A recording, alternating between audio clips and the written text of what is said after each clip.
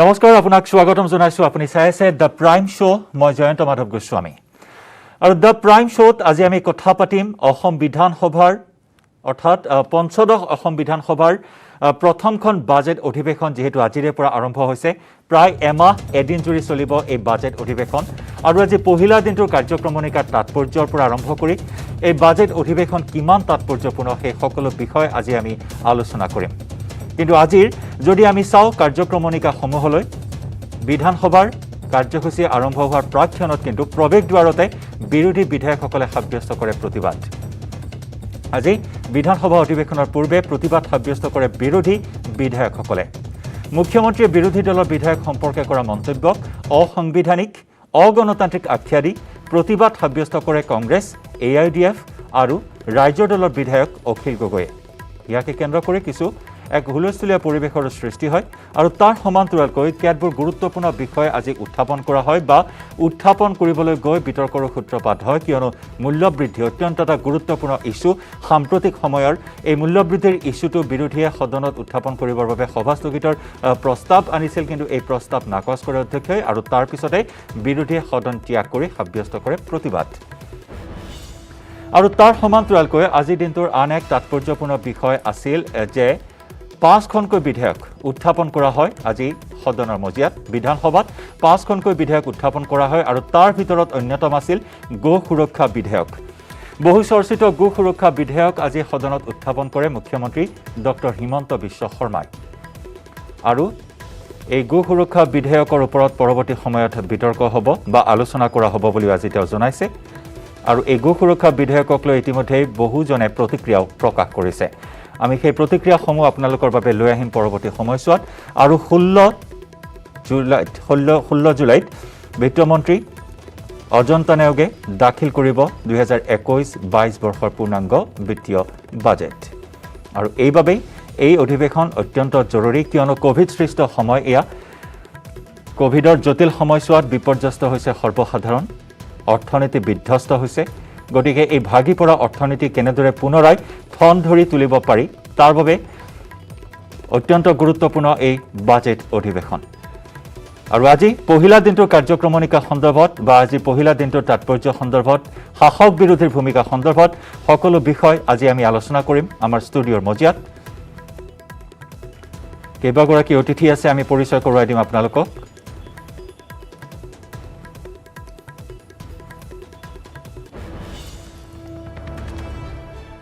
আৰু অত্যন্ত গুৰুত্বপূৰ্ণ বিষয় আমি জনাইছো যে এইবেলি পঞ্চদশ অসম বিধানসভাৰ প্ৰথমখন বাজেট অধিৱেশনত 13খনকৈ বিধেয়ক উত্থাপন কৰা হ'ব আৰু আজি 5খনকৈ বিধেয়ক সদনত দাখিল কৰে মুখ্যমন্ত্ৰী ডক্টৰ হিমন্ত বিশ্ব শৰ্মাই উত্থাপন কৰিলে গো সুৰক্ষা বিধেয়ক আৰু এই সকলো বিষয় আজি আমি আলোচনা কৰিবলৈ ষ্টুডিঅ'লৈ আমন্ত্ৰণ জনাই আনিছো মোৰ নিচেই কাষতে আছে কংগ্ৰেছৰ বিধায়ক থাওৰা সমষ্টিৰ বিধায়ক সুশান্ত বৰগোহাঁই ডাঙৰীয়া আপোনাক স্বাগতম বেপুৰীয়া সমষ্টিৰ বিজেপিৰ বিধায়ক ডক্টৰ অমিয় কুমাৰ ভূঞা ডাঙৰীয়া আপোনাক স্বাগতম আৰু চেঙা সমষ্টিৰ AIDFৰ বিধায়ক আশৰাফুল হুছেইন ডাঙৰীয়া আপোনাকো স্বাগতম জনাইছো মই সুশান্ত বৰগোহাঁই ডাঙৰীয়া আপোনাৰ পৰাই মই আৰম্ভ কৰিছো অনুষ্ঠান আজিৰ যেহেতু আজি দেখিবলৈ পোৱা হৈছে যে পুৱাৰ ভাগতেই 9:30 বজাত কাৰ্যক্ৰমণিকা আৰম্ভ হৈছে কিন্তু তাৰ পূৰ্বে আপোনালোকে সাব্যস্ত কৰিবলগীয়া হ'ল প্ৰতিবাদ বিধানসভাৰ প্ৰৱেশ দ্বাৰত এই বিষয়ত প্ৰথমে আপোনাৰ পৰা জানি ল'ব বিচাৰিম গোটেই ঘটনাটো হয়তো আপোনালোকে জানে যে আজিৰ পৰা কেইদিনমানৰ আগলৈকে আমাৰ অসমৰ মাননীয় মুখ্যমন্ত্ৰী ডক্টৰ হিমন্ত বিশ্ব শৰ্মাই এটা ভাষণ প্ৰসংগত তেখেতে এটা উক্তি দিছিলে যে বিধানসভাৰ ভিতৰতহে বিধায়কসকলৰ কাম আৰু বাকী উন্নয়নমূলক কাম কাজবিলাকত বিধায়কসকলৰ ইমান তেনেধৰণৰ কাম কাজৰ লগত জড়িত নাথাকিব এই যিটো উক্তি এইটো যদি সাংবিধানিকভাৱে চাওঁ সেইটো হয় যে বিধায়কসকলৰ বিধেয়ক বনোৱাৰ ক্ষেত্ৰত মুখ্য ভূমিকা লয় কিন্তু জনপ্ৰতিনিধি যিহেতু আৰু নিৰ্বাচিত জনপ্ৰতিনিধি যিহেতু আমি যোন দলৰে নহওক সেইকাৰণে আমাৰ সমষ্টি বিশেষে এটা গধুৰ দায়িত্ব থাকে আজিৰ দিনত আমাৰ মুখ্যমন্ত্ৰী ডাঙৰীয়াও এটা সমষ্টিৰ বিধায়ক আৰু তেখেতে আজি মুখ্যমন্ত্ৰী হোৱাৰ আগতে মন্ত্ৰী আছিলে তাৰ আগতে বিধায়ক আছিলে তেখেতেও জানে যে আমাৰ সমষ্টিবিলাকৰ জ্বলন্ত সমস্যাসমূহ আমাৰ বিধায়কজনৰ ওপৰতেই দায়িত্ব অৰ্পণ কৰে আমাৰ সমষ্টিৰ জনগণে তো সেইখিনি কথা আমি যদি নাৰাখোঁ বা উন্নয়নৰ কাম কাজবিলাকক সমষ্টি বিশেষে যদি আমি ৰাখিব নোৱাৰোঁ তেতিয়াহ'লে আমাৰ কাম কৰাৰ ক্ষেত্ৰত কিছু অসুবিধা আহি পৰে আৰু সেইকাৰণে আমি প্ৰতিবাদ সাব্যস্ত কৰিছিলোঁ কাৰণ আমাৰ প্ৰতিবাদৰ কথাটো হ'ল যে কোন দলৰ কি বিধায়ক সেইটো নহয় বিধায়কজনৰ গুৰুত্বৰ কথাটো যাতে আমি ভালকৈ সকলোৱে বুজি পাওঁ আৰু বুজি পাই সন্মান সূচক হিচাপে যদি আমি ইজনে সিজনক বিশ্বাস আৰু আশ্বাসত লৈ যদি আগবাঢ়োঁ তেতিয়া অসমখনৰ ভৱিষ্যতৰ কাৰণে ভাল হ'ব আৰু বিধেয়কবিলাকো আমি পাছ কৰাৰ ক্ষেত্ৰত বা বিধানসভাৰ ভিতৰতো আমাৰ এটা এনে পৰিৱেশ হ'ব যি পৰিৱেশৰ যোগেদি অসমৰ সিদ্ধান্তবিলাক আমি ভালকৈ ল'ব পাৰিম নিশ্চয় আৰু আপোনালোকে জনপ্ৰতিনিধি হিচাপে আপোনালোকৰ সমষ্টিক বা ৰাইজক আপোনালোকে প্ৰতিনিধিত্ব কৰিছে ৰাইজৰ সমস্যাসমূহ প্ৰতিফলন ঘটাবই লাগিব স্পষ্ট ৰূপত সেইসমূহ উত্থাপন হ'ব লাগিব আৰু এটা সঠিক দিশেৰে কামসমূহ বিশেষকৈ উন্নয়নৰ কামসমূহ আপোনালোকে কৰি যাব লাগিব মই ডক্টৰ ৰমিয়া কুমাৰ ভূঞা ডাঙৰীয়া আপোনাক কাষলৈ আহিছোঁ পঞ্চদশ অসম বিধানসভাৰ এয়া প্ৰথমখন বাজেট অধিৱেশন আমি সকলোৱে জানো এতিয়া এক জটিল সময়ৰ মাজত আমি সকলোৱে সহাৱস্থান কৰি আছোঁ কোভিড সৃষ্ট এক জটিল পৰিৱেশ গতিকে সেই দিশৰ পৰা বিৰোধী এই মুহূৰ্তত এটা দাবী উত্থাপন কৰি আহিছে যে কোভিডৰ পৰা ক্ষতিগ্ৰস্তসকলক সকাহ দিব লাগিব বা নিয়োগৰ কথা আছে সেইসকলক ক'ত সংস্থাপন কৰিব পৰা যাব এনে বিভিন্ন বিষয় আছে বা মূল্যবৃদ্ধিৰ প্ৰসংগ আছে গতিকে তেনেস্থলত শাসক পক্ষৰ বাবে এই বিধানসভাৰ অধিৱেশনখন কিমান গুৰুত্বপূৰ্ণ বুলি আপুনি ভাবে স্বাভাৱিকতে বিধানসভা আমাৰ যি বাজেট অধিৱেশন অতি গুৰুত্বপূৰ্ণ এই বাজেট অধিৱেশনে ৰাজ্যখনৰ এখন সুৰক্ষিত আৰু বিকশিত ৰাজ্য হিচাপে আগবঢ়াই নিবৰ কাৰণে ইয়াত প্ৰতিফলন হ'ব আৰু আমাৰ নতুন চৰকাৰখনৰ এই বাজেট অধিৱেশনৰ পৰাই আমাৰ বৰ্ণিল যাত্ৰা আৰম্ভ হ'ব আৰু ইতিমধ্যে আমি নিৰ্বাচনৰ সময়ত ৰাইজক যি ধৰণে আমি কৈছিলোঁ সেই ধৰণে আমাৰ কাম কাজবিলাক আগবঢ়াই নিবৰ কাৰণে এই বাজেটত এইবাৰ প্ৰতিফলিত হ'ব এই বাজেটত আমি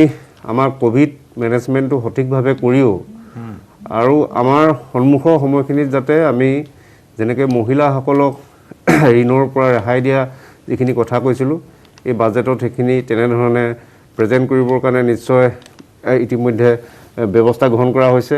একেলগতে নিবনুৱা যুৱক যুৱতীসকলে আশাৰ ৰেঙনি আনিবৰ বাবে এই বৰ্ষতে 1 লাখ নিবনুৱা যুৱক যুৱতীক তেওঁলোকক নিয়োগৰ ব্যৱস্থা কৰিবৰ কাৰণেও ইয়াত ব্যৱস্থা থাকিব আৰু তাৰ লগে লগে বাকী যি আন্তঃগাঁথনি নিৰ্মাণৰ যিবিলাক বিষয় বা নতুন নতুন অনুষ্ঠান প্ৰতিষ্ঠান যি স্থাপন কৰা বিষয় সেই কথাবিলাকো থাকিব আৰু এই বাজেটত সকলো দিশ সামৰি সকলো বৰ্গ সামৰি সকলো ক্ষেত্ৰতে যাতে চৰকাৰখনে সঠিকভাৱে কাম কৰিব পাৰে এই কথা ইতিমধ্যে আমাৰ নৱাগত মুখ্যমন্ত্ৰী যিগৰাকী দূৰদৰ্শী দৃষ্টিসম্পন্ন যিগৰাকী জনদৰদী মুখ্যমন্ত্ৰী ডক্টৰ হিমন্ত বিশ্ব শৰ্মা ডাঙৰীয়াই প্ৰথম কেবিনেটৰ জৰিয়তে সেয়া আভাস দিছে প্ৰথম অসমখনক আমি বানমুক্ত হিচাপে গঢ়িবৰ কাৰণে আমি আগস্থান দিম যাতে আমাৰ গ্ৰাম্য অৰ্থনীতিৰ ভেটি আমি যাতে সুৰক্ষিত কৰিব পাৰোঁ এই বিষয়ত সৰ্বাধিক গুৰুত্ব দি কাম কৰিবৰ কাৰণে ঠিক কৰা হৈছে তাৰ লগে লগে কোভিড মেনেজমেণ্টৰ ক্ষেত্ৰত সৰ্বাধিক গুৰুত্ব দি কাম কৰিবৰ কাৰণে ঠিক কৰা হৈছে নিবনুৱাসকলৰ নিয়োগৰ ব্যৱস্থা কৰিবৰ কাৰণে মহিলাসকলক তেওঁক ঋণমুক্ত কৰিবৰ বাবে আৰু তাৰ লগে লগে আন আন বিষয়বিলাক ক্ষেত্ৰতো যাতে এতিয়া দেখিছে যে আমাৰ ড্ৰাগছৰ বিৰুদ্ধে যিটো বলিষ্ঠ পদক্ষেপ লৈছে নতুন প্ৰজন্মৰ সুন্দৰ ভৱিষ্যতক সুৰক্ষিত কৰি ৰাখিবৰ কাৰণে তেনেকুৱা ড্ৰাগছ নিচা দ্ৰব্য সামগ্ৰীৰ পৰা আঁতৰাই ৰাখিবৰ কাৰণে যি পদক্ষেপ লৈছে পূৰ্বতে কেতিয়াও আমি দেখা নাছিলোঁ এইবিলাকে আশাৰ বতৰা কঢ়িয়াই আনিছে নতুন চামৰ মাজলৈ গতিকে তাৰ জৰিয়তে আমি দেখিছোঁ যে নতুন চামক যাতে সঠিক স্থানলৈ লৈ যাব পৰা যায় তাৰ কাৰণে চৰকাৰখনে আহি থকা দিনত নতুন নতুন যোজনা ল'ব নতুন নতুন আঁচনি ল'ব তাত মহিলা সবলীকৰণৰ কথা থাকিব যুৱ সবলীকৰণৰ কথা থাকিব কৃষক সবলীকৰণৰ কথা থাকিব বিভিন্ন বাটেৰে চৰকাৰখন আগবঢ়াই নিবৰ কাৰণে ৰাজ্যখনক আগবঢ়াই নিবৰ কাৰণে এই বাজেটত তেনেধৰণৰ বিষয়বিলাকক গুৰুত্ব দিয়া হ'ব আহিছে থকা দিনত আশৰাফুল হুছেইন ডাঙৰীয়া আপোনাক কাষলৈ আহিছোঁ যিসমূহ প্ৰতিশ্ৰুতিৰ কথা ক'লে এইখিনি আখৰে আখৰে পালন কৰাৰ ক্ষেত্ৰত গুৰুত্ব প্ৰদান কৰিব শাসকীয় পক্ষই এইখিনি কথা তেওঁলোকে আমাক জনাইছে কিন্তু বিৰোধী বিধায়ক হিচাপে এগৰাকী বা যুৱ বিধায়ক হিচাপে প্ৰথমবাৰৰ বাবে বিধানসভালৈ নিৰ্বাচিত হৈছে দায়িত্ব অনেক আছে আপোনাৰো বা সুশান্ত বৰগোহাঁইও এগৰাকী যুৱ বিধায়ক গতিকে অশেষ দায়িত্ব আছে বা বিৰোধী হিচাপে আপোনালোকৰ ভূমিকা কি হ'ব যিহেতু আজি দেখিবলৈ পোৱা হৈছে কেইবাটাও বিষয়ক লৈ আপোনালোক সৰব হৈছে বিশেষকৈ মূল্যবৃদ্ধি এই জটিল সময়ছোৱাত মূল্যবৃদ্ধিৰ জুয়ে কিন্তু কুঙা কৰিছে সৰ্বসাধাৰণ জনতাক সময়ত আমি আজি বিচাৰিছিলোঁ যে মূল্যবৃদ্ধিৰ বিষয়ে আলোচনা হওক সদনৰ মজিয়াত সেই সময়ত কিন্তু আমাৰ বিৰোধী পক্ষক আলোচনা কৰিবলৈ সদনত সুযোগ দিয়া নহ'ল আচলতে এই আলোচনাৰ জৰিয়তে এটা কথা পোহৰলৈ আহিলেহেঁতেন যে মূল্যবৃদ্ধি কিমান হৈছে আৰু মূল্যবৃদ্ধিৰ ফলত চৰকাৰী দৰমহা নোপোৱা মানুহকেইটাৰ কেনেকুৱা অৱস্থা হৈছে আজি গ্ৰাম্য অঞ্চলসমূহত কোনো হাজিৰা নলয় কোভিড সৃষ্ট পৰিৱেশে সমস্তৰৰ জনগণৰ মাজত যি এক হাহাকাৰ সদৃশ পৰিৱেশৰ সৃষ্টি কৰিছে সেই পৰিস্থিতিক মোকাবিলা কৰিবলৈ কিজানি দুটামান উপায় ইয়াৰ পৰা ওলাই আহিলেহেঁতেন কিন্তু চৰকাৰে সেয়া হ'বলৈ দি দিলে আমি বিচাৰিছিলোঁ যে এই ক্ষেত্ৰত এটা পুংখানুপুংখ আলোচনা হ'লে চৰকাৰক আমি কৰবাত দুটামান কথা কৈ হ'লেও চৰকাৰক আমি সহযোগিতাৰ মনোভাৱেৰে আমি এই কথাটো এই প্ৰস্তাৱটো আগবঢ়াইছিলোঁ কিন্তু সেয়া হ'বলৈ নিদিলে একেদৰে বিৰোধী বিধায়কৰ পক্ষত বিৰোধী বিধায়কৰ ক্ষেত্ৰত যি আচৰণ চৰকাৰখনে দেখুৱাব লাগিছিল সেই আচৰণত কৰবাত যেন ত্ৰুটি হৈ থকা লক্ষ্য কৰিছোঁ সিদিনা আমাৰ সদনৰ নেতা আমাৰ মুখ্যমন্ত্ৰী ডাঙৰীয়াই সৰভোগৰ এখন সভাত যেনেকুৱাকৈ তাচ্ছিল্যমূলকভাৱে বিধায়কসকলক যেনেকুৱা ধৰণৰ কথা ক'লে ইয়াৰ পৰা আমি দুখ পাইছোঁ ইয়াৰ পৰা জনগণৰ মাজত তেখেতৰ কি ইমেজ গৈছে এই কথাটো তেখেতে নিজে উপলব্ধি কৰক আৰু একেটা সময়তে আমি নিৰ্বাচিত জনপ্ৰতিনিধি লাখ লাখ ভোটাৰে আমাক ভোট দি জয় কৰিছে আৰু তেওঁলোকৰ জনপ্ৰতিনিধিক এনেকুৱা ধৰণে পক্ষপাতমূলক শব্দৰে যদি কোৱা যায় তেনেহ'লে ঠিক নহয় আৰু সেই একেটা কথাই কিন্তু তেওঁলোকৰ দলৰ বিধায়কসকলৰ গাতো লাগিছে যাৰ কাৰণে কিজানি যোৱা নিশাৰ বিধায়িনী দলৰ বৈঠকত বা অলপতে হোৱা বিধায়িনী দলৰ বৈঠকত তেওঁলোকে এই কথা বতৰাবিলাক আলোচনা ওলাইছিল তেওঁলোকৰ বিধায়কসকলেও বিক্ষুৎকাৰ প্ৰকাশ কৰিছে আৰু এই যে প্ৰতিক্ৰিয়া চাৰিওদিশে হৈছে ইয়াৰ পৰা অকণমান অনাগত দিনত শুধৰণি এটা হ'লে ভাল আৰু আমি আশা কৰোঁ তেনেকুৱা হ'ব আৰু বিচাৰিছোঁ যে আমাৰ অসমখন এটা উন্নয়নৰ দিশত আগুৱাই যাওক আৰু কৃষি প্ৰধান দেশখনত কৃষি অৰ্থনীতি বিকশিত হওক একেটা সময়তে ইণ্ডাষ্ট্ৰীসমূহৰ বিকাশ হওক যিহেতু কোভিডৰ এটা পৰিৱেশ চলি আছে আৰু এই ক্ষেত্ৰত চৰকাৰৰ ৰাজহৰ ক্ষেত্ৰতো বহু ক্ষেত্ৰত বাধা বিঘিনি আহিছে যি পৰিমাণৰ ৰাজহ আহিব লাগিছিল আহিছেনে নাই সেই ক্ষেত্ৰত কিছুদিন পিছত আমি গম পাম কিন্তু আমি চৰকাৰক সহযোগিতাৰ যি মনোভাৱ লৈ আগবাঢ়ি আহিছিলোঁ কিন্তু চৰকাৰে যেনেকুৱাকৈ আক্ৰমণাত্মক মনোভাৱ দেখুওৱা পৰিলক্ষিত এয়া কিন্তু সঠিক নহয় মই সুশান্ত বৰগোহাঁই ডাঙৰীয়া পুনৰ আপোনাৰ কাষলৈ আহিছোঁ যিখিনি কথা ডক্টৰ ৰমেয় কুমাৰ ভূঞা ডাঙৰীয়াই ক'লে যে তেওঁলোকে প্ৰতিশ্ৰুতিসমূহ পালন কৰিব বিকাশ আৰু উন্নয়নৰ দিশত আগবাঢ়িব গতিকে এই ক্ষেত্ৰত সঠিক বাট আপোনালোকৰ দেখুৱাই দিয়াৰ এটা গুৰু দায়িত্ব আছে যিহেতু বিৰোধীৰ শক্তিও এতিয়া বাঢ়িছে বিধানসভাত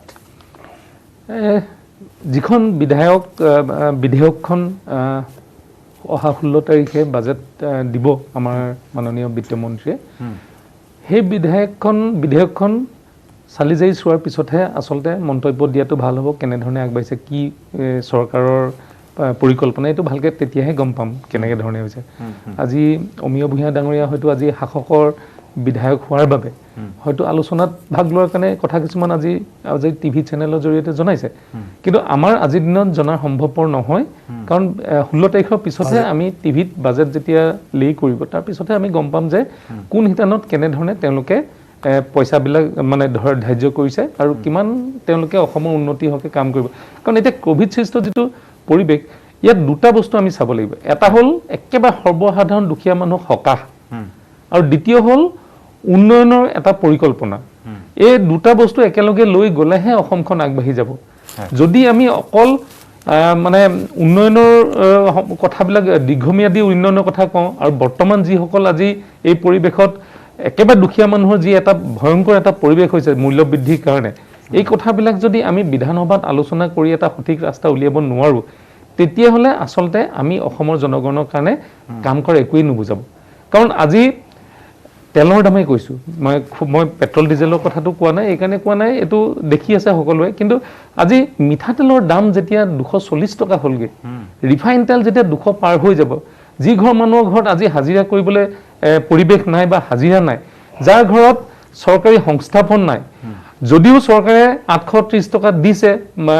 অৰুণোদয় আঁচনিৰ নামত সেই আঁচনিয়েও এখন ঘৰ চলাৰ সম্ভৱপৰ নহয় সেইকাৰণে আমি ক'ব বিচাৰোঁ যে চৰকাৰী এনেকুৱা কিছুমান শক্তিশালী আঁচনি হওক যিবিলাক আঁচনিৰ যোগেদি আজি মহিলা সবলীকৰণ ঠিক আছে এইখিনি তেখেতসকলৰ প্ৰতিশ্ৰুতি এইটো সময়ত তেওঁলোকে কৰিব লাগে আৰু কৰিব বুলিও মই ভাবিছোঁ যে চৰকাৰখনে কৰিব কিন্তু এতিয়া বৰ্তমান কি হৈছে গাঁওখনত একমাত্ৰ উপায়টো হ'ল গ্ৰামোন্নয়নত অধিক যদি ধন দি পেলাই আজি MGNৰেগা আদি নিচিনা কামৰ জৰিয়তে পঞ্চায়তবিলাকৰ জৰিয়তে যদি আমি সেইসকলৰ পৰিয়ালক কামৰ জৰিয়তে যদি পইচা দিওঁ তেতিয়াহ'লে গাঁওবিলাকৰ উন্নয়নৰ ধাৰা অব্যাহত থাকিব আৰু মানুহেও আজি সেই পঞ্চায়তৰ আঁচনি যোগেদি লাভৱান হ'ব আৰু যথেষ্টখিনি সকাহ পাব এই কথাবিলাকে আচলতে আলোচনা কৰিবৰ কাৰণে আমি আজি সভাস্থগিত এটা প্ৰস্তাৱ আনিছিলোঁ এইবিলাক প্ৰস্তাৱ যদি আজি সদনত হ'লহেঁতেন আলোচনা তেতিয়া বহুত উপায় ওলালেহেঁতেন এতিয়া মই এটাহে উপায় কৈছোঁ আজি বিৰোধী 50 জন মানুহে হয়তো তেনেকুৱা ধৰণৰ এটা উপায় দিলেহেঁতেন আজি উপায় দিয়াৰ পিছত চৰকাৰখনৰ গতিশীলতা বাঢ়িলেহেঁতেন দুখীয়া ৰাইজে সকাহ হয়তো পালেহেঁতেন নিশ্চয় আৰু এই সভাস্থগিতৰ প্ৰস্তাৱক লৈ কিন্তু আজি নিয়ম আৰু পৰম্পৰাৰ বিষয়ে সৰব চৰ্চা হোৱা পৰিলক্ষিত হ'ল মই এই বিষয়ত পাতিম কথা মই ডক্টৰ ৰমেয় কুমাৰ ভূঞা ডাঙৰীয়া আপোনাৰ কাষলৈ আহিছোঁ দেখিবলৈ পোৱা হৈছে যে বিৰোধীয়ে কিছু আক্ষেপ প্ৰকাশ কৰিছে বিশেষকৈ যদি আমি অখিল গগৈৰ কথা কওঁ ৰাজ্যৰ দলৰ জনপ্ৰতিনিধি শিৱসাগৰৰ বিধায়ক অখিল গগৈৰ আজি প্ৰথমখন অধিৱেশন তেনেকৈ বহুকেইগৰাকী বিধায়ক আছে প্ৰথমখন অধিৱেশন আৰু অখিল গগৈৰ বাবে এটা বিশেষ দিন আজি হয়তো আমি পৰৱৰ্তী সময়ত তেওঁক পাম নিশ্চয় বিষয়ত আমি কথা পাতিম কিন্তু কথা হ'ল যে 2 মিনিটৰ সময় দিয়া হ'ল আচলতে কিহৰ কাৰণে অখিল গগৈৰ কথা শুনাৰ আচলতে কি কম মই আচলতে সাহস বা তেনেকুৱা ধৰণৰ সাহসীয় পক্ষৰ নাই নেকি যাৰ কাৰণে 2 মিনিটৰ সময়ৰ ভিতৰত তেওঁ কথাখিনি ক'বলৈ দিয়া তেনেকুৱা ধৰণৰ কথা সৃষ্টি হোৱা নাই আমি কোনো বিধায়কে বিধানসভা পৰিচালনা কৰিবৰ কাৰণে যি বিধি আছে যি ৰুলছ আছে তাৰ ৰুলৰ উৰ্ধত আমি নহয় গতিকে অখিল গগৈ তাৰ এক্সেপশ্যনেল নহয় আৰু যি ধৰণে আলোচনা হৈছে তেনেধৰণে সদনৰ মজিয়াত তেনেধৰণে হোৱা নাই সদনৰ ডিভাইচবিলাক আমি যেনেকৈ এজ পাৰ ৰুল পাৰ্টিচিপেট কৰিব পাৰোঁ আমি সকলোৱে পাৰিম আৰু সকলোৰে কাৰণে সেইটো অ'পেন আছে আৰু সদনত আজি শাসকীয় পক্ষৰ পৰাও সকলো সদস্যৰ প্ৰতি এটা মানে খোলা মন লৈ পিনি আলোচনাৰ পৰিৱেশ দিয়া হৈছে যি ধৰণে কথাবিলাক বাহিৰতে আলোচনা হৈছে তেনেকুৱা ধৰণৰ আলোচনা হোৱা নাই আৰু ভাৰতীয় জনতা পাৰ্টি দল আৰু চৰকাৰ দুখীয়া ৰাইজৰ প্ৰতি আমি সংবেদনশীল আমি অন্ততোয়া লক্ষ্যৰে কাম কাজ কৰি আছোঁ সেইকাৰণে আমাৰ দেশৰ প্ৰধানমন্ত্ৰী মাননীয় নৰেন্দ্ৰ মোদী ডাঙৰীয়াও প্ৰধানমন্ত্ৰী গৰীব কল্যাণ আঁচনিৰ যোগেদি অহা নৱেম্বৰ মাহলৈকে যাতে দুখীয়া নিচলা মানুহে যাতে খাদ্য অভাৱত যাতে ভুগিবলগীয়া নহয় খাদ্য মুকলি কৰি দিছে যোৱা মে' মাহৰ পৰা আমি খাদ্য পাই আছোঁ আৰু পঞ্চায়ত শিতানতো গ্ৰামোন্নয়ন শিতানতো ইতিমধ্যে 15 ফাইনেন্সৰ পইচা এতিয়া মুকলি কৰি দিয়া হৈছে পঞ্চায়তৰ একেবাৰে ৱাৰ্ড সদস্যজনলৈকো তেওঁলোকৰ পাৰিতোষিক যিবিলাক বন্ধ আছিলে এইখিনি যোৱাকালি 170 কোটি টকা মুকলি কৰি দিয়া হৈছে গতিকে গ্ৰাম্য উন্নয়নৰ ক্ষেত্ৰও যাতে আমি স্থবিৰ কৰিবলগীয়া নহয় কামখিনি আগবঢ়াই নিব পাৰোঁ তাৰ কাৰণে চৰকাৰে গুৰুত্ব দিছে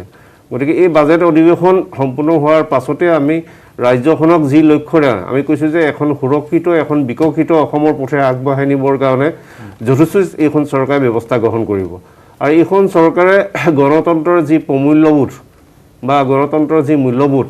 সন্মান কৰিব জানে আৰু সন্মান কৰি কাম কাজ কৰিব আৰু মুখ্যমন্ত্ৰীগৰাকীয়ে এজন বিধায়কে বিধানমণ্ডলত তেওঁৰ ভূমিকা কি বা তেওঁৰ মুখ্য ভূমিকা কি সেই কথা প্ৰসংগতে কথা কৈছিল কোনো বিধায়কক আঘাত দিবৰ কাৰণে বা কোনোবা বিধায়কৰ কোনোবা অধিকাৰ খৰ্ব কৰিবৰ কাৰণে মুখ্যমন্ত্ৰীয়ে তেনেধৰণৰ কথা বতৰা কোৱা নাই আৰু এই বিষয়টো লৈ পিনি আমাৰ দলৰ বিধায়িনী দলটো কোনো ধৰণৰ আলাপ আলোচনা হোৱা নাই বৰভাই ডাঙৰ আপুনি কিবা ক'ব বিচাৰিছিল নহয় মই এটা কথাই ক'ব বিচাৰিছোঁ যে যিটো 2 মিনিটৰ কথা ক'লে অখিল গগৈ ডাঙৰীয়া সেই কথাটো আচলতে বহুত টিভিত বা বেলেগ ধৰণৰ কথা কৈ আছে আচলতে প্ৰত্যেকজন বিধায়কে 2 মিনিট আৰু 3 মিনিটকৈ পায় কংগ্ৰেছ দলৰো বিধায়ক যদি বিধায়ক হিচাপে এভাৰেজ কৰে তেতিয়া 2 বা 3 মিনিট কিন্তু আমাৰ যেহেতু বিধায়কৰ সংখ্যা 28 জন আছে সেইকাৰণে আমি 28 into 3কে হিচাপ কৰি দুজন বা মানুহে কৰোঁ কাৰণে আমি 10-15 মিনিটকৈ কথা ক'ব পাৰোঁ ভগাই লোৱা হয় সেইকাৰণে ইণ্ডিভিজুৱেল যদি যায় ইণ্ডিভিজুৱেল হ'লে 2-3 মিনিটে হয়গৈ সেইকাৰণে হয়তো মিছ ইণ্টাৰপ্ৰিটেশ্যন এটা বাহিৰত হৈছে যে কাবাক দিবলৈ বিচৰা নাই 2 মিনিট 3 মিনিট আচলতে কথাটো হ'ল যে বিধায়ক হিচাপেহে এভাৰেজ কৰি উলিয়ায় আৰু এতিয়া বিজেপি দলৰ সৰহসংখ্যক বিধায়ক আছে কাৰণে সময়টো তেওঁলোকে বেছি পায় তাৰপিছত কংগ্ৰেছ দলে পায় তাৰপিছতে UDF দলে পায় তাৰপিছত সেই তেনেকৈ মানে তাৰপিছত এজনে কয় দুজনে কয় সেইটো নিজৰ কথা আমিও যদি কংগ্ৰেছ দলৰ সকলো বিধায়কে কথা ক'বলৈ হয় তেতিয়াহ'লে 2 মিনিট 3 মিনিটতে পাম কিন্তু আমি 2 মিনিটত যিহেতু কথাখিনি শেষ কৰিব নোৱাৰোঁ সেইকাৰণে আমি 2জন বা 3জন জ্যেষ্ঠসকলে কৈ পেলাই সেই বিধানসভাত পৰ্যায়লৈ মানে কাৰ্যক্ৰমণিকাত ভাগ লয় সেইটো কথাহে ক'ব বিচাৰিছোঁ আৰু এটা গুৰুত্বপূৰ্ণ বিষয় আজিৰ দিনটোৰ এটা তাৎপৰ্যপূৰ্ণ বিষয় যে 5খনকৈ বিধেয়ক উত্থাপন কৰা হ'ল আৰু অন্যতম চৰ্চিত বিধেয়ক হৈছে গো সুৰক্ষা বিধেয়ক মই আশৰাফুল হুছেইন ডাঙৰীয়া আপোনাৰ কাষলৈ আহিছোঁ গো সুৰক্ষা বিধেয়কক লৈ কিন্তু প্ৰতিক্ৰিয়া অব্যাহত আছে বিৰোধীৰ মাজতো গতিকে এটা ধৰ্মীয় বিষয় হিচাপে উত্থাপন কৰা হৈছে ধৰ্মীয় বিষয়ৰ ওপৰত এনেদৰে এখন বিধেয়ক বা আইন প্ৰণয়ন হোৱাটো একাংশই কিন্তু প্ৰতিক্ৰিয়া প্ৰকাশ কৰিছে আপোনাৰ মতামত গৰু বা গুৰ সৈতে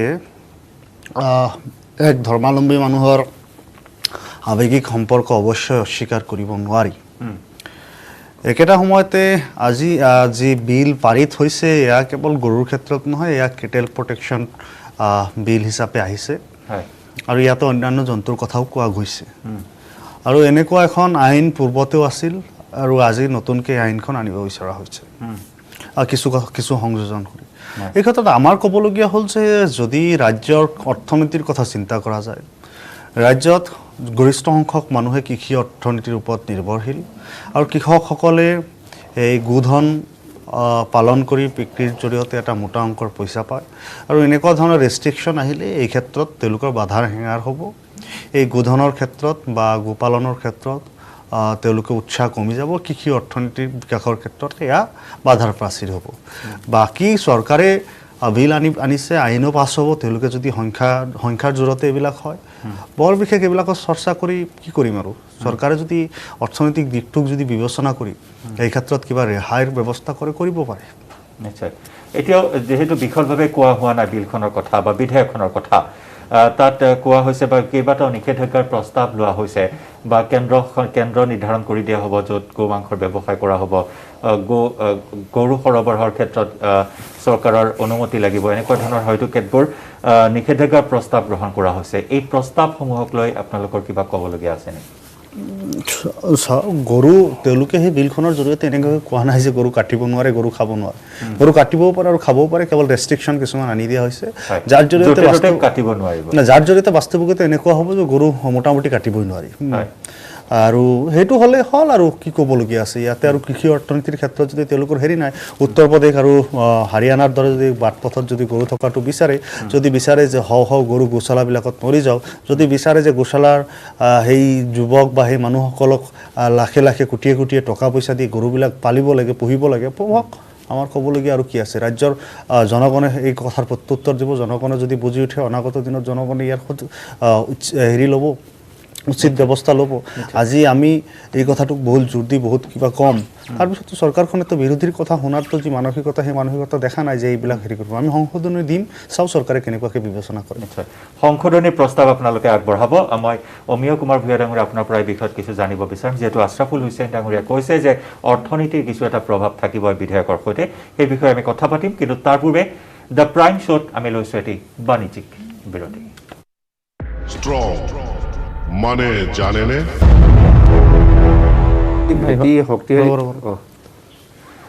বিৰতিৰ পিছত আপোনাক পুনৰ স্বাগতম জনাইছোঁ আপুনি চাই আছে দ্য প্ৰাইম শ্ব' আৰু প্ৰাইম শ্ব'ত আজি আমি আলোচনা কৰিছোঁ পঞ্চদশ বিধানসভাৰ প্ৰথমখন বাজেট অধিৱেশনৰ আজি পহিলা দিনটোৰ তাৎপৰ্যৰ বিষয়ে যেহেতু আজি 5খনকৈ বিধেয়কৰ ভিতৰত অন্যতম চৰ্চিত বিধেয়ক আছিল গো সুৰক্ষা বিধেয়ক মুখ্যমন্ত্ৰী ডক্টৰ হিমন্ত বিশ্ব শৰ্মাই সদনত আজি উত্থাপন কৰে বিধেয়কখন বিৰোধীলৈ যোৱাৰ পূৰ্বে চেঙাৰ AIDFৰ বিধেয়ক আশৰাফুল হুছেইনে কৈছে যে এই বিধেয়কখন আইনত পৰিণত হ'লে বা গৃহীত হ'লে কিছু অৰ্থনীতি বা গ্ৰাম্য অৰ্থনীতিত প্ৰভাৱ পৰিব এইখিনি কথা কৈছে এই বিষয়ত মই ডক্টৰ অমিয় কুমাৰ ভূঞা ডাঙৰীয়া আপোনাৰ পৰা জানিব বিচাৰিম গো সুৰক্ষা আইনখন আৱশ্যক আছিল যি ধৰণে মানে ইয়াত চোৰাং কাৰবাৰ কৰি আমি যাক গো মাতা বুলি কওঁ তাক লৈ পিনি যি ধৰণে বেহা হৈছিল যি ধৰণে ট্ৰেন্সপৰ্টেশ্যন হৈ আছিল সেইখিনি কথা খুব মানে হৃদয় বিদাৰক হৈ আছিল আমি সকলোৱে সেইখিনি দেখিছোঁ আৰু একেলগতে আমি এখন জৈৱিক ক্ষেত্ৰ তৈয়াৰ কৰাৰ কথাটো আমি কৈ আছোঁ আৰু যাৰ বাবে প্ৰধানমন্ত্ৰীয়ে কৃষকসকলক সবলীকৰণ কৰিবৰ বাবে ইতিমধ্যে প্ৰধানমন্ত্ৰী সন্মান নিধিৰ ধন দিয়াৰ কাম কৰি আছে প্ৰধানমন্ত্ৰী ফচল বীমা যোজনাৰ কাম কৰি আছে প্ৰধানমন্ত্ৰীয়ে কৃষিৰ আন্তঃগাঁথনি নিৰ্মাণৰ কাৰণে আত্মনিৰ্ভৰ ভাৰতৰ শিতানৰ পৰা তাত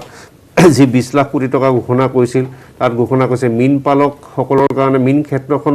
শক্তিশালী কৰিবৰ কাৰণে আত্মনিৰ্ভৰ ভাৰতৰ শিতানৰ পৰা 20,000 কোটি টকা ইতিমধ্যে মুকলি কৰি দিছে অনুৰূপ ধৰণে অসমৰ আমাৰ ৰাজ্য চৰকাৰখনো যোৱা দিনকেইটাত যোৱা 5টা বছৰ কৃষকসকলক সবলীকৰণ কৰিবৰ বাবে এটা কৃষক গোটত 5.5 লাখ ৰাজসাহায্যযুক্ত ট্ৰেক্টৰ দিয়া কাম কৰিছে, কৃষকক সঁজুলি কিনিবৰ কাৰণে 5,000কে টকা দিয়া কাম কৰিছে, কৃষকৰ উৎপাদিত ফচলবিলাকৰ ন্যূনতম মূল্য নিৰ্ধাৰণ কৰি দিয়া হৈছে, বিভিন্ন ধৰণে যাতে কৃষি খণ্ডখনক লক্ষ্য কৰা হৈছে যে 2022ৰ ভিতৰত যাতে কৃষকৰ যাতে উৎপাদন দুগুণ হ'ব পাৰে আৰু লগে লগে কৃষকৰ যাতে উপাৰ্জন বৃদ্ধি হ'ব পাৰে, এইবিলাক ক্ষেত্ৰত চৰকাৰখনে কাম কাজ কৰি আছে। গতিকে গো সুৰক্ষা আইনখনৰ জৰিয়তে মই ভাবোঁ যে কৃষি অৰ্থনীতি ভেটি শক্তিশালী হ'ব। মই একেখিনি কথা মই সুশান্ত বৰগোহাঁই ডাঙৰীয়া আপোনাৰ পৰা জানিব বিচাৰিম, যিহেতু আপোনালোকৰ কেইবাগৰাকী বিধায়কে আজিৰ দিনটোত প্ৰতিক্ৰিয়া প্ৰকাশ কৰিছে। আমি যদি কওঁ কমলাক্ষদেৱ পুৰকায়স্থ, তেওঁ জনাইছে যে তেওঁ বিধেয়কখন এতিয়াও পঢ়া নাই যদিও কেইবাটাও সংশোধনীৰ প্ৰস্তাৱ আনিবলৈ তেওঁলোক সাজু। হয়, বিধেয়কখন এতিয়ালৈকে আমি পাইছোঁ, তাৰে কেইটামান দফা পঢ়িছোঁ। ইয়াৰ ভিতৰত কিছুমান ৰিলিজিয়াছ কথা আছে, কিছুমান চেণ্টিমেণ্টেল কথা আছে। এতিয়া মই যদি কওঁ যে মই আহোম সম্প্ৰদায়ৰ পৰা মই প্ৰতিনিধিত্ব কৰিব, মই আহোম সম্প্ৰদায়ত জন্ম লৈছোঁ কাৰণে আমাৰ এটা পূজা হয়, ওমফা পূজা। আমি মানো সেইটো দেও পূজাৰ নিচিনা। তাত আকৌ আমাৰ গৰু বলি দিয়া হয়, এটা পৰম্পৰা। এইটো আইনখনে কেনেধৰণে কি হ'ব সেইটো মই নাজানো, সেইটো আমি দফাই দফাই যেতিয়া চাম, চাব ক্লজবিলাক চাম, তেতিয়া আমি তাতে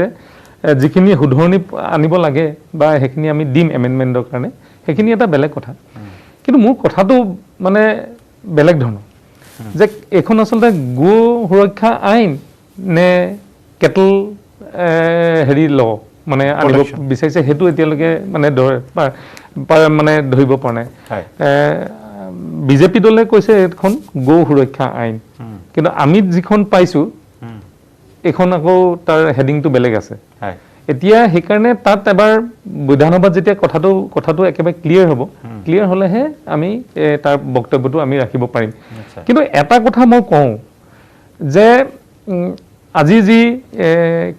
কৃষি কথা কৈছে বা ট্ৰেক্টৰৰ কথা কৈছে, এইটো এটা এই বিজেপি চৰকাৰখনে নহয়। ট্ৰেক্টৰ আৰু আমাৰ কৃষিজাত সামগ্ৰী আমি আত্মনিৰ্ভৰশীল হ'বলৈ আমাৰ ইন্দিৰা গান্ধীৰ দিনৰ পৰাই এটা প্ৰক্ৰিয়া চলিছিলে, যিটো প্ৰক্ৰিয়া এতিয়া আমি পাই আছোঁ। ট্ৰেক্টৰ আমাৰ কংগ্ৰেছৰ যেতিয়া চৰকাৰ আছিলে, প্ৰয়াত মুখ্যমন্ত্ৰী তৰুণ গগৈ ডাঙৰীয়াৰ দিনত, তেতিয়াও আমি ট্ৰেক্টৰে গৰু ৰিপ্লেচ কৰা হৈছিলে। বহু সময়ত তেতিয়া গৰুৱে খেতি কৰি আছিলে 2001 চনলৈকে। তাৰপিছত ট্ৰেক্টৰে আহি পেলাই ট্ৰেক্টৰে এটা ৰিভলিউশ্যন আনিলে। কিন্তু এতিয়া কথাটো হ'ল যে এই যিটো কৃষি কৰ্ম কথা আছে, এই কৃষি খণ্ডৰ লগত এই আইনখনে সঁচাকৈ সুবিধা দিবনে নিদিয়ে, যিটো আমাৰ অমীয় ভূঞা ডাঙৰীয়াই কৈছে। যদি সঁচাকৈ দিয়ে কৃষি ক্ষেত্ৰত, তেতিয়াহ'লে আমাৰ ক'বলগীয়া একো নাই। কিন্তু অকল আইনখন অনাৰ ক্ষেত্ৰত যদি আমি ৰাজনৈতিক পলাৰাইজ কৰিবলৈ বিচাৰোঁ বা পলাৰাইজ হয়, তেতিয়াহ'লে বহুত অশান্তিময় এটা পৰিৱেশ অসমখনত হ'ব। সেইকাৰণে সকলোৰে ভাল হওক, অসমখনৰ উন্নয়ন হওক। যদি আইনখন অহাৰ পিছত অসমৰ উন্নয়ন হয়, আইনখন আহক। যদি আইনখনৰ লগত আৰু অকণমান সংযোজন কৰি সকলো জাতি জনগোষ্ঠী যদি একেলগে যাব পাৰে, তেতিয়াও আহক। কাৰণ অসম আৰু অসমীয়া কথাটো প্ৰথমতে কৈ পেলাই যদি আমি আইনখনৰ মানে ভাল হয়, তেতিয়াহ'লে মই ভাবোঁ যে তেতিয়াহে আইনখনে এটা যোগাত্মকভাৱে অসমখনৰ উন্নতি কৰাৰ ক্ষেত্ৰত সহায়ক হ'ব। নিশ্চয় নিশ্চয়। আজি যেহেতু মূল্যবৃদ্ধিৰ আজি পহিলা দিন, মূল্যবৃদ্ধিক লৈ আপোনালোক যথেষ্ট সৰব হ'ল, সদনত ত্যাগ কৰিলে। আশৰাফুল হুছেইন ডাঙৰীয়া, মই জানিব বিচাৰিম যে এই মূল্যবৃদ্ধি ৰোধ কৰাত কি কি ক্ষেত্ৰত ব্যৰ্থ হৈছে চৰকাৰ, যদি আপুনি কিছু আঙুলিয়াই দিয়ে। শাসক পক্ষীয় আছে ডক্টৰ অমীয়া কুমাৰ ভূঞা। যেতিয়া যোগান বিভাগৰ দায়িত্ববাহী মন্ত্ৰী এজনে ক'ব তেওঁৰ দায়িত্বত কেৱল নিমখহে আছে, তেতিয়া সেই বিভাগটোৰ প্ৰতি ক'বলগীয়া আৰু কি থাকিব। আজি চৰকাৰে যিমান অত্যাৱশ্যকীয় সামগ্ৰী আছে, যিমান বজাৰত উপলব্ধ সামগ্ৰী আছে, প্ৰতিটো বস্তুৰে মূল্যৰ নিয়ন্ত্ৰণৰ ক্ষেত্ৰত যি নিৰিখ আৰু সেইসমূহত যি এনেধৰণে চকু ৰাখিব লাগিছিল, সেয়া কিছু পৰ্যায়ত ব্যৰ্থ হোৱাৰ কাৰণে কলা বেপাৰীৰ পৰা আৰম্ভ কৰি যিসকলে জনগণক লুটিব বিচাৰে, তেওঁলোকে কিন্তু এই ক্ষেত্ৰত সুযোগ লৈছে। বিশেষকৈ তেওঁলোকে কোভিডৰ দোহাই দি নানা ধৰণৰ সুযোগৰ জৰিয়তে মূল্যবৃদ্ধিসমূহ ঘটাইছে। আজি হঠাৎকৈ মিঠাতেলৰ দাম বাঢ়ি যোৱাৰ ক্ষেত্ৰত আমি কোনো এটা যুক্তিৰে এইটো মানে মনাব পৰা নাই যে মিঠাতেলৰ দাম কেনেকৈ হয়। আজি কৃষকৰ সৰিয়হৰ দাম বৰকৈ বৃদ্ধি হোৱা নাই, কেৱল মিঠাতেলৰহে দাম বৃদ্ধি হৈছে। মিঠাতেল পেৰি আৰু পেকেটিং কৰোঁতে যদি ইমানেই বৃদ্ধি হৈ গ'ল, তেনেহ'লে ইয়াতে নিশ্চিতভাৱে কাৰোবাৰ ন কাৰোবাৰ পকেটত টকা সোমোৱাৰ এটা সম্ভাৱনা আছে, সেইটো কেনেলে কাৰোবাৰ পকেটত গৈ সোমাইছে। আৰু সেই সময়ত সম্পূৰ্ণভাৱে যোগান বিভাগ ব্যৰ্থ, আৰু যোগান বিভাগৰ মন্ত্ৰী ডাঙৰীয়াই যদি এই বিষয়বিলাক গুৰুত্ব সহকাৰে নাচায়, এই বিষয়বিলাকত যদি তেওঁ গভীৰতালৈ নাযায়, তেনেহ'লে এইটো অৱস্থা বৰ্তি থাকিব। আৰু চৰকাৰখনে যেনেকুৱাকৈ জনগণক যি ধাৰাগতভাৱে মূল্যবৃদ্ধি সাধাৰণ মূল্যবৃদ্ধি হয় তাৰ সৈতে খাপ খুৱাব পৰাকৈ যদি জনগণক ৰাজসাহাৰ্য প্ৰদান কৰি থাকিলেহেঁতেন, তেনেহ'লে এই কথাটো চকুত নপৰিলেহেঁতেন। গতিকে আমি ভাবোঁ যে বিভিন্ন সা সামগ্ৰীৰ ওপৰত টেক্স কমোৱাৰ লগতে একেটা সময়তে মূল্যবৃদ্ধি ৰোধ কৰিবলৈ সেইসমূহ আইটেমৰ ওপৰত তেওঁ চৰকাৰৰ যোগান বিভাগৰ কঠোৰ নজৰ থকা প্ৰয়োজন। নিশ্চয়। অমীয় কুমাৰ ভূঞা ডাঙৰীয়া, এইখিনি কথা চৰকাৰৰ ফালৰ পৰা কেনেদৰে চালি জাৰি চোৱা হৈছে? যিহেতু আমি সকলোৱে জানো এই ক'ভিডৰ এই জটিল সময়ছোৱাত পহিলা বৰ্ষ যেতিয়া ক'ভিড-19ৰ প্ৰথমটো লহৰ, সেই প্ৰথমটো লহৰত কিন্তু বহিৰাজ্যত কৰ্মৰত লাখ লাখ যুৱক যুৱতীয়ে কৰ্মসংস্থাপন হেৰুৱাই স্বগৃহলৈ উভতি আহিবলগীয়া হৈছিল। সেইসকল যুৱক যুৱতীয়ে এতিয়াও কৰ্মসংস্থাপনৰ বাবে হাহাকাৰ কৰিবলগীয়া হৈছে, আৰু তেনে সময়তে মূল্যবৃদ্ধিৰ মাধমাৰ সেই সৰ্বসাধাৰণৰ ওপৰত পৰিছে। আমাৰ চৰকাৰখন নতুনকৈ দায়িত্ব লৈয়ে আমাৰ যিগৰাকী যোগান মন্ত্ৰী ৰঞ্জিত দাস ডাঙৰীয়া, তেখেতে এই ক্ষেত্ৰত অধিক বলিষ্ঠভাৱে তেখেতৰ পদক্ষেপ ইতিমধ্যে লৈছে। সামাজিক যদি মাধ্যমবিলাক আমি চাইছোঁ, দেখিছোঁ যে কলা বেপাৰীক নিয়ন্ত্ৰণ কৰিবৰ কাৰণে তেওঁ কঠোৰতকৈ কঠোৰ হ'বৰ কাৰণে ইতিমধ্যে তেওঁ ইংগিত দিছে। আৰু মূল্যবৃদ্ধি বুলি ক'লে এইখিনি সময়ত সাধাৰণতে মানে এতিয়া যিটো যোগাযোগ গোটেই ব্যৱস্থাটো এতিয়া সুচল হৈ থকা নাই ক'ভিডৰ কাৰণে, যোগাযোগ ব্যৱস্থা আৰু চাহিদা অনুপাতে তেনেকুৱা যোগান হোৱা নাই, যাৰ ফলত কিছু কিছু ক্ষেত্ৰত মূল্যই মানুহক চুই গৈছে। সেই কথাটো আমি কোনো নুই নকৰোঁ, কিন্তু চাওক আহি থকা দিনত এইখিনি আমি নিয়ন্ত্ৰণলৈ আনিব পাৰিম, আৰু মূল্যবৃদ্ধি আমি নিয়ন্ত্ৰণলৈ আনিব পাৰিম। আৰু মূল্যবৃদ্ধি যিসকলক কলা ব্যৱসায় ইয়াত লিপ্ত হয় তেওঁলোকৰ বিৰুদ্ধে চৰকাৰে কঠোৰতকৈ কঠোৰ শাস্তি দিবৰ কাৰণে ব্যৱস্থা কৰিব। তাৰ উমান ইতিমধ্যে যোগান মন্ত্ৰীগৰাকীয়ে দিছে, আৰু যোগান মন্ত্ৰীগৰাকীয়ে গাঁৱৰ আমাৰ যি সমবায় সমিতি আছিল তাৰ জৰিয়তে যাতে দুখীয়া নিচলা মানুহে সুলভ মূল্যত যাতে বস্তু পায়, সমবায় সমিতিবিলাককো সবলীকৰণ কৰিবৰ কাৰণে এতিয়া এককালীন 7 লাখকৈ টকা দিয়াৰ কথা এতিয়া ইতিমধ্যে ঘোষণা কৰিছে। আৰু এজেণ্টবিলাকো যাতে নিয়মীয়াকৈ যাতে আমাৰ যি আটা, চাউল, দাইল, নিমখ ইত্যাদি যিখিনি দিয়ে সেইখিনি যাতে ঠিক ঠাককৈ দিয়ে। আৰু সেই ক্ষেত্ৰত যদি কিবা অনিয়ম ঘটে তেনেকুৱা টোল নম্বৰ দি দিয়া হৈছে, ডাইৰেক্ট অভিযোগ দিব পাৰিব। চৰকাৰখনে দায়িত্ব লৈ সকলো ক্ষেত্ৰত, আজি মাটিৰ ক্ষেত্ৰতে হওক, বঁটা প্ৰদান কৰাৰ ক্ষেত্ৰতে হওক, যে যিবিলাক অনিয়ম আছিলে বা যিবিলাক হোল আছিলে সেইবিলাক বন্ধ কৰিবৰ কাৰণে ইতিমধ্যে ইনিচিয়েটিভ লৈছে। আৰু আমি ৰাইজক আশ্বস্ত কৰিব বিচাৰিছোঁ যাতে আহি থকা দিনত যাতে মূল্য বৃদ্ধি যাতে আমি নিয়ন্ত্ৰণ কৰিব পাৰোঁ, তাৰ কাৰণে আমি ইতিমধ্যে কাম আৰম্ভ কৰিছোঁ। আমি নিশ্চিত ৰূপত আমি নিয়ন্ত্ৰণ কৰিব পাৰিম। মূল্যবৃদ্ধি নিয়ন্ত্ৰণত মই পাতিম। আশ্ৰাফুল হুছেইন ডাঙৰীয়া আপোনাৰ কাষলৈ আহিম, সুশান্ত বৰগোহাঁই ডাঙৰীয়া আপোনাৰ কাষলৈ আহিম। তাৰ পূৰ্বে আমি পুনৰ ল'ব লাগিব এটি বাণিজ্যিক বিৰতি। মানে জানেনে? মাইথন ষ্ট্ৰং মানে মাইথন নিৰ্মাণৰ মানদণ্ড।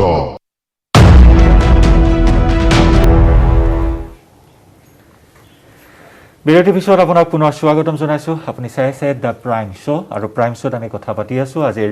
বিধানসভা অধিৱেশনৰ বাজেট অধিৱেশনৰ প্ৰথমটো দিনটোৰ তাৎপৰ্যৰ বিষয়ে। আমি মূল্যবৃদ্ধিৰ ওপৰত কথা পাতি আছোঁ, যিহেতু অত্যন্ত এটা গুৰুত্বপূৰ্ণ বিষয়। সাম্প্ৰতিক সময়ৰ মূল্যবৃদ্ধিৰ জুইত দগ্ধ হৈছে সৰ্বসাধাৰণ জনতা। এই বিষয়ত আমি বিৰতিলৈ যোৱাৰ পূৰ্বে অমীয় কুমাৰ ভূঞা ডাঙৰীয়াই কৈছিল যে সকলো দেশ মূল্যবৃদ্ধি নিয়ন্ত্ৰণৰ ক্ষেত্ৰত পৰ্যালোচনা কৰিছে বা নিয়ন্ত্ৰণ কৰিবলৈ চেষ্টা চলাইছে চৰকাৰে। আশ্ৰাফুল হুছেইন ডাঙৰীয়া, আপুনি কিবা এটা ক'ব বিচাৰিছিল? মানে ক'বলগীয়া কথাটো এইটো যে কণীটো বেছিকৈ খোৱাৰ কাৰণে কণীৰ দামটো বাঢ়ি গৈছে, এই জাতীয় কথাবিলাক হ'ব নালাগে। প্ৰয়োজনত আমি কণীৰ লোকেলি ডমেষ্টিক প্ৰডাকশ্যন যদি বঢ়াব পাৰোঁ, সেই ক্ষেত্ৰতে মনোনিৱেশ কৰা প্ৰয়োজন। আজি আমাৰ ৰাজ্যখনত আমি যি পৰিমাণৰ মাংস আমি খাওঁ, মুৰ্গীৰ মাংস হওক আৰু কণী, সেই পৰিমাণৰ কিন্তু উৎপাদন আমাৰ ইয়াতে নহয়। মই বুজি নাপাওঁ যে আমাৰ ইয়াৰ পৰিৱেশটোৰ লগতে এইটো এনেকুৱা আচলতে চৰকাৰৰ যতন বা চৰকাৰৰ হেৰি নাই, ইনিচিয়েটিভ নাই, যাৰ কাৰণে এনেকুৱা। অন্ততঃ আমি মুৰ্গী আৰু কণীৰ পৰা এইটো আৰম্ভ কৰিব পাৰোঁ, মাছৰ পৰা আৰম্ভ কৰিব পাৰোঁ। আজি যেনেকুৱাকৈ কৈছে ঘৰে ঘৰে পুখুৰী, ঘৰে ঘৰে মাছ, এই কথাটোৰ সলনি আমি অন্ততঃ অকণমান বিজ্ঞানসন্মত দৃষ্টিভংগীৰে ভাবিলে নতুন নতুন বায়োফ্লক্সৰ পদ্ধতি আহিছে সেই পদ্ধতিবিলাক যদি ব্যৱহাৰ কৰিব পাৰোঁ তেনেহ'লে আমাৰ ইয়াতেও মাছৰ উৎপাদন বাঢ়ি যাব আমি বাহিৰৰ পৰা চালানী মাছটো খাব নালাগিব ঠিক একেদৰে মুৰ্গী আৰু মাংসৰ কথাও কৈছোঁ দাদাই আমাৰ ভূঞা ডাঙৰীয়াই মাননীয় সদস্য ভূঞা ডাঙৰীয়াই যোগান বিভাগৰ কথা বতৰাবিলাক কৈছিল আজি যোগান বিভাগটোৰ অৱস্থা কেনেকুৱা হৈছে আমি জানো যদি যোগান বিভাগটো বিগত চৰকাৰৰ সময়ছোৱা তেনেকুৱা এটা অৱস্থালৈ গৈছিল তেনেহ'লে আমি যোৱা চৰকাৰটোক ব্যৰ্থ চৰকাৰ বুলি ক'ব লাগিব আজি যদি সেই চৰকাৰক পুঁজি যোগান ধৰি পুনৰুজ্জীৱিত কৰিবলগীয়া হৈছে তেনে এইটো ভাল কথা কিন্তু কেইটামান কথা উনুকিয়াই থোৱা প্ৰয়োজন আজি আমি সমবায় সমিতিসমূহৰ জৰিয়তে বা ৰেচনৰ দোকানীসমূহৰ জৰিয়তে যি এজনকে ব্যক্তিয়ে 5 কেজিকৈ চাউল পোৱাৰ যি নিয়ম আছে সেই 5 কেজি চাউল কিন্তু গ্ৰাম্য অঞ্চলৰ মানুহে পাই থকা নাই সেই 5 কেজি চাউলৰ ঠাইত 4.5 কেজি কৰবাত 4 কেজি পাই আছে সুধিলে কয় যে আমাকতো এই মাল বস্তু আনিবলৈ ভাড়াৰ পইচা ইমান বছৰৰ পৰা কিমান বছৰৰ পৰা দিয়া নাই এইবিলাক কিন্তু অনাদায় হৈ আছে গতিকে চৰকাৰখনে এইবিলাক আদায় কৰি দি একেটা সময়তে এটা খুব তীক্ষ্ণ নজৰ ৰাখিব লাগে যাতে এইবিলাকৰ হেৰাফেৰি হ'ব নোৱাৰে কলা বজাৰত চাউল কেৰাচিন ইত্যাদি বিক্ৰী হ'ব নোৱাৰে একেটা সময়তে আমি কওঁ যে যি সময়ত মূল্যবৃদ্ধি আৰু কোভিড সৃষ্ট দৰিদ্ৰ মানুহৰ এটা আহুকাল কুহুকাল গৈ আছে সেই সময়ত সমবায় জৰিয়তে আমি কিমানজনৰ চাউল পাইছোঁ যিমান সংখ্যক দৰিদ্ৰ পৰিয়াল অসমত আছে সকলো পৰিয়ালত ৰেচনৰ কাৰ্ড নাই সকলো পৰিয়ালতে চৰকাৰৰ বিভিন্ন আঁচনিৰ জৰিয়তে সেই এমুঠি খাব পোৱা নাই গতিকে চৰকাৰখনে আৰু অলপ বহল দৃষ্টিভংগীলৈ বিশেষকৈ যোগান বিভাগে আৰু অলপ কাৰ্ডৰ যদি ব্যৱস্থা কৰে মন্ত্ৰীয়ে কৈছে কিবা 5 লাখ নে কিমান লাখ আৰু টাৰ্গেট এচিভ কৰিবলৈ আছে বা সেইখিনি সংযোজন কৰিব বিচাৰিছে কিন্তু সেইখিনিয়ে যথেষ্ট নহয় বুলি আমি অনুভৱ কৰোঁ যিসকলে কাৰ্ড আজিৰ দিনত ধাৰণ কৰিবলৈ কাৰ্ড লৈ থকাৰ যিসকলৰ মানে ক্ৰাইটেৰিয়া নাই বা থাকিব নালাগে তেওঁলোকৰ কাৰ্ডটো তেওঁলোকে আবেদন কৰি নহয় ফ'ৰ্চফুলি হ'লেও তেওঁলোকৰ কাৰ্ডবিলাক বাতিল কৰিব লাগে আৰু যিসকল দৰিদ্ৰ নিচলা মানুহ আছে তেওঁলোকৰ হাতত কাৰ্ডটো পইচা দিয়াৰ কাৰণে চৰকাৰে সেই বিভাগটোৰ জৰিয়তে বিহিত ব্যৱস্থা গ্ৰহণ কৰিব লাগে বৰগোহাঁই ডাঙৰীয়া আপোনাৰ একেটা প্ৰসংগত মই আশ্ৰফুল ডাঙৰীয়াৰ কথাটো আধৰিয়ে কৈছোঁ যোগান বিভাগে আমাৰ যিবিলাক ৰেচন কাৰ্ড আছে তাৰ এটা পুনৰ পৰ্যালোচনা কৰা উচিত কাৰণ ৰেচন কাৰ্ডবিলাক সদায়তো মানুহ দুখীয়া হৈ নাথাকে সদায় মানুহ ধনীও হৈ নাথাকে সেইকাৰণে 3 বছৰ বা 5 বছৰ মূৰে যিসকল পাবলগীয়া মানুহক তেওঁলোকক ৰেচন কাৰ্ডখিনি দিব লাগে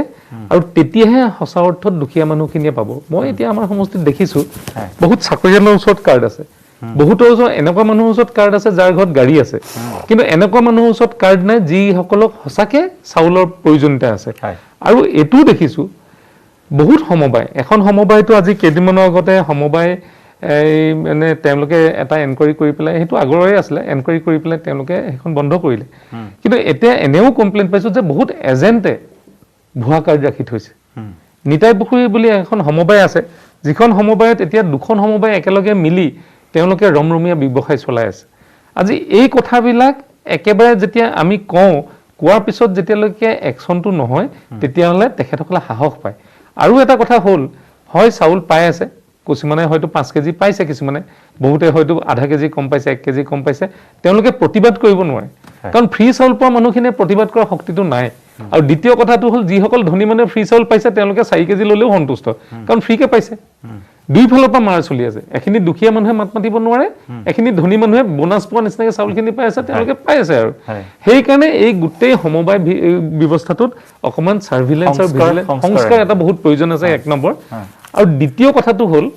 মই শাক পাচলিৰ কথা নকওঁ শাক পাচলিত ছাবচিডিৰ কথা এইকাৰণে নকওঁ যি মানুহে শাক পাচলি নকৰে ঘৰত বাৰী থকাৰ পিছতো তেওঁলোকে যদি খাবলৈ নাই পোৱা তাত ক'বলগীয়া একো নাই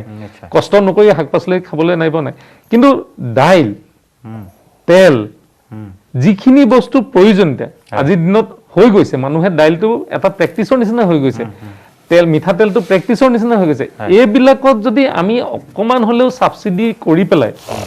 মিঠাতেলৰ 240 টকাটো যদি চৰকাৰে 50-60 টকা ছাবচিডি কৰি যদি 120-30-40 যেনেকুৱা হওক তেনেকুৱা মাজত ৰাখিলেও বহুত মানুহে সকাহ পালে যিহেতু মিঠাতেল দাইল আপুনি কোৱাৰ নিচিনা অপৰিহাৰ্য এটা হৈ পৰিছেগৈ সেইকাৰণে তেনেকুৱা ধৰণৰ কিছুমান যদি আমি কৰিব পাৰোঁ আমাৰ যোগান মন্ত্ৰীয়ে যদি অনুভৱ কৰে এইটো এই ছাবচিডিটো এইকাৰণে কথা কৈছে যে সকাহ হ'ব বহুত সকাহ হ'ব পৰিয়ালটো চলিবৰ কাৰণে বহুতে মানে সকাহ পাব বুলি মোৰ ব্যক্তিগতভাৱে মই অনুভৱ কৰোঁ হয় হয় মই বৰগোহাঁই ডাঙৰ আপোনাৰ পৰা আৰু এটা প্ৰশ্নৰ উত্তৰ জানিব বিচাৰিম যেহেতু বিভিন্ন ইস্যুক লৈ আপোনালোকে মাত মাতিব সদনত বা ৰাইজৰ সমস্যা লৈ আহিব সমস্যাসমূহৰ প্ৰতিফলন ঘটাব বা সমাধান সূত্ৰ উলিয়াবলৈ আপোনালোকে চেষ্টা কৰিব এটা জ্বলন্ত সমস্যা এইখিনি মুহূৰ্তত যদি আমি চাওঁ সীমা বিবাদ উত্তপ্ত পৰিস্থিতিৰ সৃষ্টি হৈ আছে সেয়া লাগিলে অসম মিজোৰাম সীমান্ত হওক অসম নাগালেণ্ড সীমান্ত হওক অসমৰ ভূমি বেদখল চলি আহিছে গতিকে তেনে ক্ষেত্ৰত আজি যদি আমি চাওঁ বিৰোধী নেতা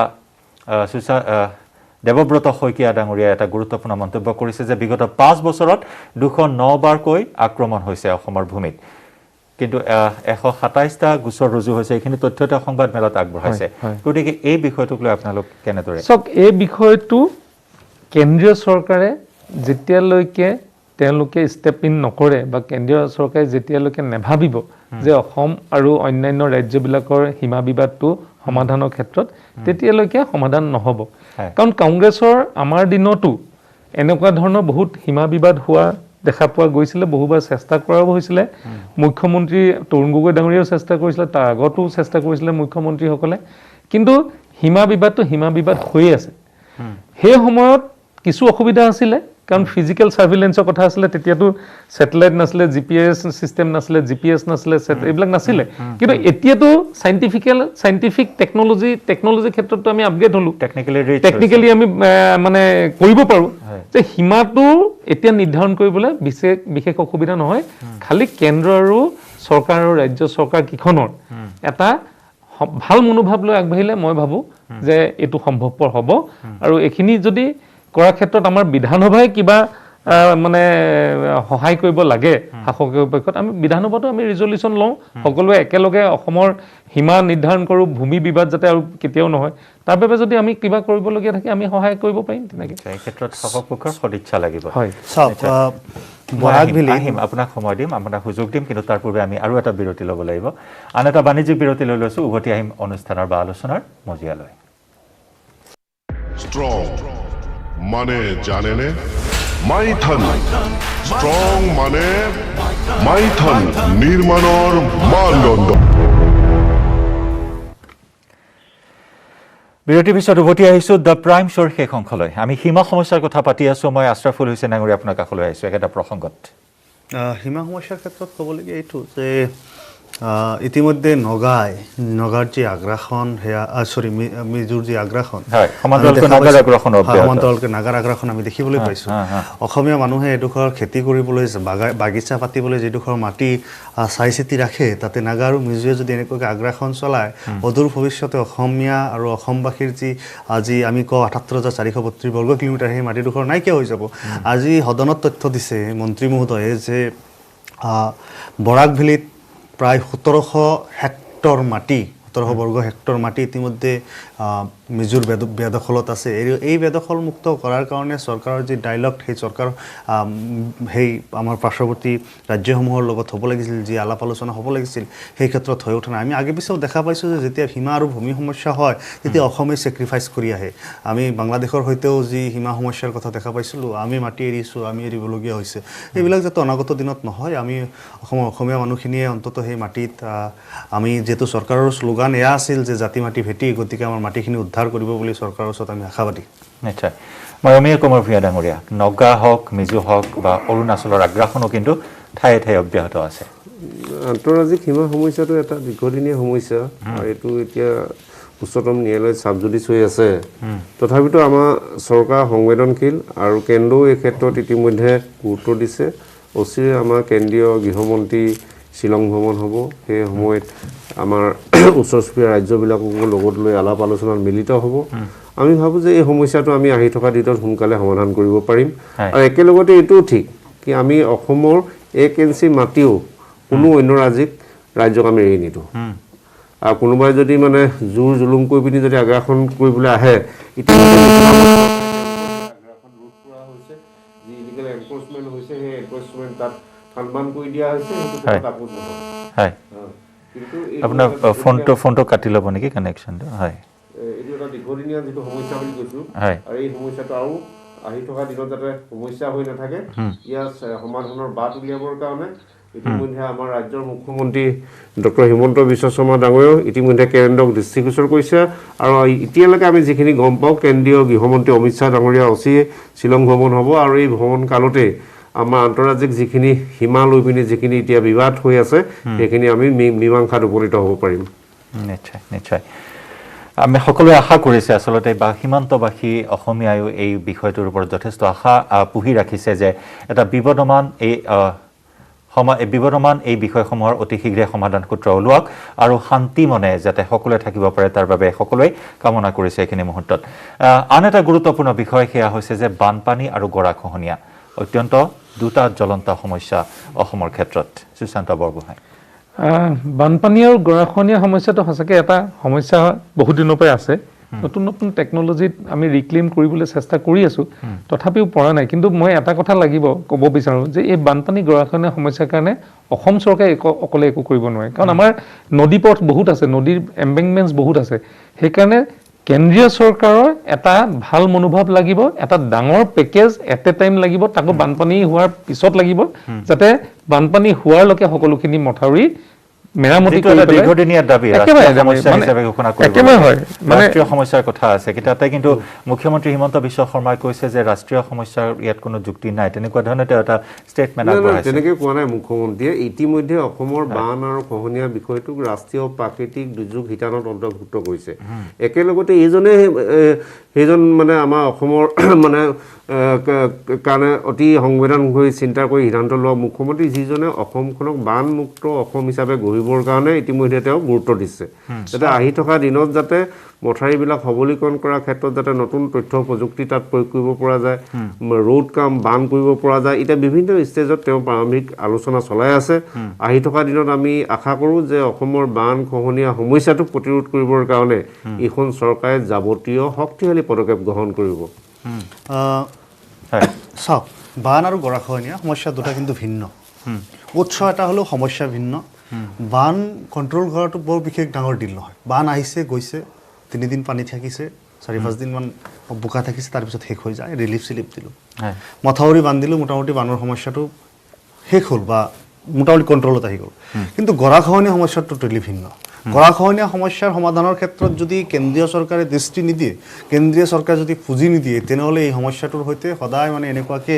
হাজাৰ হাজাৰ মানুহ অঘৰী হৈ থাকিব লাখে লাখে মানুহ তেওঁলোকে চৰকাৰী ভূমি ৰিজাৰ্ভ ইত্যাদি মাটিবিলাকত থাকিব লাগিব আজি আপোনালোকে যদি চাই গোটেই অসমৰ যি মুঠ মাটিকালি তাৰে প্ৰায় 8% মাটি ব্ৰহ্মপুত্ৰ আৰু ইয়াৰ উপনৈসমূহে খহাই নিছে আৰু ইয়াৰ ফলত যি হাজাৰ হাজাৰ মানুহ ভূমিহীন আৰু গৃহহীন হৈছে তেওঁলোকক চৰকাৰে যি ধৰণে পুনঃসংস্থাপন আৰু ক্ষতিপূৰণ দিব লাগিছিল সেই ক্ষেত্ৰত কিন্তু চৰকাৰ চূড়ান্তভাৱে ব্যৰ্থ হৈছে একেটা সময়তে আমি ক'ব লাগিব যে চৰকাৰে গৰাখহনীয়া প্ৰতিৰোধৰ বাবে যি